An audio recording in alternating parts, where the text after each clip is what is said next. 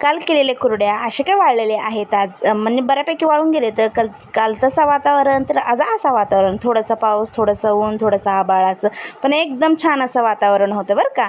मग म्हणलं चला आपल्याला छान असं थोडंसं व्ह्यू घ्यावं, म्हणून मी असं काही थोडंसं झाडाच्या आतमधून व्ह्यू घेतलेली आहे. त्यानंतर काल शिवलेल्या ब्लाऊजला एके ब्लाऊजला हुक लावायचे होते, म्हणून मी पटापट त्याला हुक पण लावून घेतलेली आहे. त्यानंतर माझ्याजवळ एक मी मिशोवरून किचन क्लीनर मागवलेली आहे. मी ती क्लीनरनी फ्रीज साफ करायचा असं विचार केलं.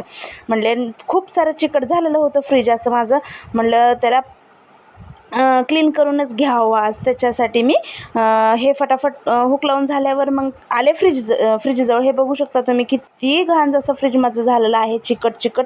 तर मी काय केलं, तर किचन क्लीनरचं प्रोडक्ट पूर्ण स्प्रे करून घेतलेला आहे. किचनच्या दरवाजावर एकदम असं पूर्ण स्प्रे करून घेतलेली आहे. हे बघा असं काही प्रोडक्ट आहे ते किचन क्लीनरचं, एकदम युजफुल आहे आपल्याला किचनमध्ये.